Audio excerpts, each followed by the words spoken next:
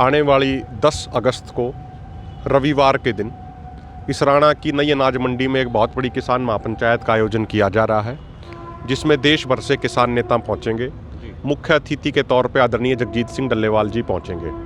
जो हमारी महापंचायत है, ये पूरे देश में एक महापंचायतों का दौर हमारा चला हुआ है। 30 जुलाई को हमारी उत्तर प्रदेश के गौतम बुद्ध नगर में एक महापंचायत हुई थी।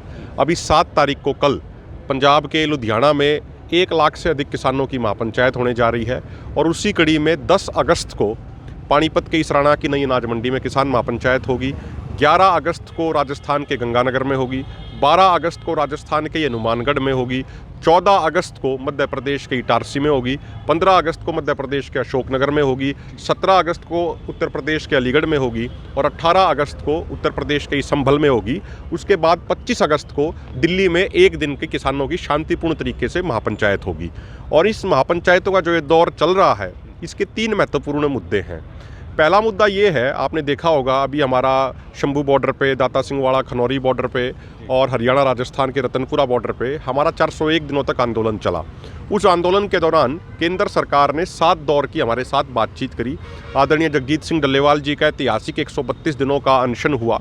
तो जब 7 दौर की बातचीत हुई हमारी, तो उस बातचीत में MSP गारंटी कानून के मुद्दे पर बड़े डिटेल से बातचीत हुई। जब हमारी 5वीं छठे दौर की बैठक थी, तो माननीय जो केंद्रीय मंत्री जी थे, पीयूष गोयल जी थे, शिवराज सिंह चौहान जी थे, प्रहलाद जोशी जी थे, उन्होंने हमसे डाटा मांगा था कि भाई MSP गारंटी कानून के ऊपर जो आप ये तर्क दे रहे हैं, इसका डाटा क्या है, आप इसको रिटर्न में दीजिए और आपके सोर्स क्या हैं, वो सोर्स भी हमें बताइए। तो सरकार के कहे अनुसार हमने वो पूरा डाटा पूरे सोर्सेज के साथ, जो सरकारी पोर्टल थे वहीं से पूरा डाटा लेके, जैसे उपज पोर्टल है, वो सरकार के सामने रख दिया था।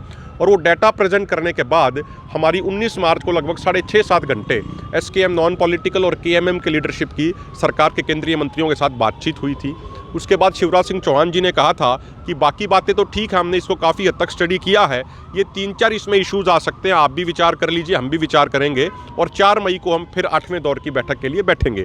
लेकिन जैसे ही वहाँ से हम बाहर निकले, तो आप सबको पता है, पूरा देश जानता है किस तरीके से किसानों के साथ इतने बड़े सत्र पे धोखाधड़ी हुई और बातचीत के लिए बुला के हमें गिरफ्तार करके जेल में भेजा गया। तो पहली हमारी मांग पंचायतों की ये है कि जो MSP गारंटी कानून का जो मुद्दा, जो देश के करोड़ों किसानों के लिए सबसे महत्वपूर्ण मुद्दा है, उस पर जो बातचीत चल रही थी, उस बातचीत को कंटिन्यू किया जाए और बातचीत के माध्यम से हमारे उस मुद्दे का हल किया जाए। दूसरा जो हमारा मुद्दा है, भारत और अमेरिका के बीच में जो व्यापार समझौते को लेकर चर्चाएं चल रही हैं लगभग मार्च महीने से, और मैं अभी कहीं पढ़ रहा था, आने वाली 25 अगस्त को ही अमेरिका से एक ट्रेड डेलीगेशन आ रहा है अगले राउंड की बातचीत करने के लिए। हमारा भारत सरकार से ये निवेदन है कि उस प्रस्तावित व्यापार समझौते में भारत का डेयरी सेक्टर, भारत का एग्रीकल्चर सेक्टर और भारत का पोल्ट्री सेक्टर किसी भी कीमत पे और किसी भी सूरत में शामिल नहीं किया जाना चाहिए। क्योंकि अमेरिका में जो खेती होती है, अमेरिका में जो डेयरी फार्मिंग होती है, वो एक कॉरपोरेट स्टाइल में होती है, वो एक तरीके का उनका बिजनेस है। वहाँ पे अगर आप देखोगे, सिर्फ 1% किसान खेतीबाड़ी से जुड़े हुए हैं। वहाँ की GDP खेतीबाड़ी पे मात्र 0.92% ही निर्भर है। लेकिन अगर हमारे अपने देश की बात करें, तो यहाँ पे खेती कोई बिजनेस नहीं है, यहाँ पे खेती जीवन यापन करने का तरीका है। 8 करोड़ किसान डेयरी फार्मिंग से जुड़े हुए हैं, 12 करोड़ किसान अन्य खेती है उससे जुड़े हुए हैं। टोटल मिला के 20 करोड़ से अधिक किसान हैं, वो खेतीबाड़ी से, चाहे उसमें डेयरी फार्मिंग हो, चाहे उसमें खेती हो या पोल्ट्री हो, इससे जुड़े हुए हैं। तो हमारा ये कहना है, भारत के किसानों के अधिकारों की रक्षा करने के लिए इस तथाकथित जो ये व्यापार समझौता होने जा रहा है, प्रस्तावित व्यापार समझौता, इसमें डेयरी सेक्टर को, पोल्ट्री सेक्टर को और एग्रीकल्चर सेक्टर को शामिल नहीं किया जाना चाहिए। अभी तक जो मीडिया के माध्यम से जो स्टैंड निकल के आ रहा है, भारत सरकार का स्टैंड उस पर अभी सख्त है। भारत सरकार का स्टैंड ये निकल के आ रहा है मीडिया के माध्यम से कि भारत सरकार अमेरिकी प्रोडक्ट्स को अपने डेयरी सेक्टर में, पोल्ट्री सेक्टर में और एग्रीकल्चर सेक्टर में अनुमति नहीं देगी, और इसी वजह से अमेरिका ने 25% टैरिफ लगा दिया है भारत के प्रोडक्ट्स पे। लेकिन हमारा ये निवेदन है सरकार से, सरकार को अपना स्टैंड मजबूत रखना चाहिए, सरकार को अपना स्टैंड सख्त रखना चाहिए और किसी भी तरीके से अमेरिका या डोनाल्ड ट्रंप के प्रेशर में नहीं आना चाहिए। क्योंकि भारत की सरकार की जो जिम्मेदारी और जवाबदेही है, वो भारत के करोड़ों लोगों के प्रति है। भारत सरकार की जिम्मेदारी, भारत सरकार की जवाबदेही अमेरिका के प्रति नहीं है, डोनाल्ड ट्रंप के प्रति नहीं है। तो इसीलिए भारत के किसानों के राइट्स को प्रोटेक्ट किया जाए। और जो तीसरा हमारा महत्वपूर्ण मुद्दा है इस महापंचायत का, जो हमारा दाता सिंह वाड़ा खनौरी और शंभू मोर्चे पर 401 दिनों तक आंदोलन चला, उसके दौरान हरियाणा पुलिस ने बहुत सारे झूठे मुकदमे दर्ज किए थे और किसानों को अब नोटिस भेज के परेशान किया जा रहा है।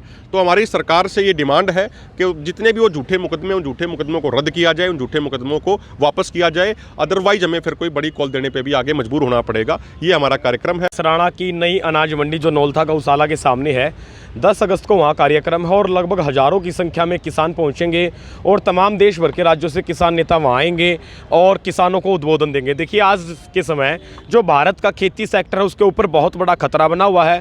तो अपनी जिम्मेदारी को समझते हुए हमने अपनी सरकार तक अपना संदेश पहुंचाने के लिए ये फैसला लिया है कि हम केंद्र सरकार तक ये बात पहुंचाने में कामयाब रहेंगे कि केंद्र सरकार जो अमेरिका के साथ फ्री ट्रेड एग्रीमेंट होने जा रहा है उसमें शामिल ना हो और अमेरिका के कृषि उत्पादों को भारत के बाज़ारों में जगह ना दी जाए, जिसके कारण भारत का किसान बर्बाद हो जाए। लगभग ये लगा के चलिएगा कि 8 करोड़ लोग भारत के डेयरी सेक्टर से जुड़े और डेयरी सेक्टर और पोल्ट्री सेक्टर और सब्जी का जो सब्जियां हैं वो ऐसा क्षेत्र है खेती में जो प्रतिदिन की इनकम देते हैं।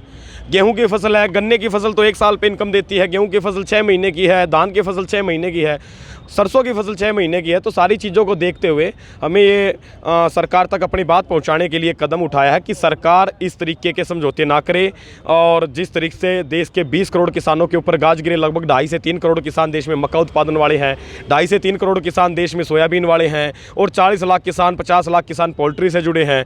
तो तमाम देश के इन किसानों को, 8 करोड़ किसान जो डेयरी सेक्टर से जुड़े और 2 करोड़ लोगों को रोजगार जिनसे डेयरी से मिला है, जो दूध के प्रोडक्टों को बदल के बेचते, चाहे वो चीज़ बना के बेचे, चाहे बटर बना के बेचे, चाहे पनीर बना के बेचे, चाहे दही बना के बेचे, सारी चीज़ों को देखते हुए हमारी जिम्मेदारी बनती है कि हम अपने देश के किसानों की हितों की रक्षा के लिए आवाज़ उठाएं। और जिस तरीके से अमेरिका अपने राष्ट्रीय हितों की पूर्ति के लिए अपने देश के किसानों के लिए भारत पर दबाव बनाए है, तो भारत सरकार भी अपने देश के किसानों के हितों को देखते हुए, अपने देश के खेती किसानी को देखते हुए इस तरीके का कदम ना उठाए।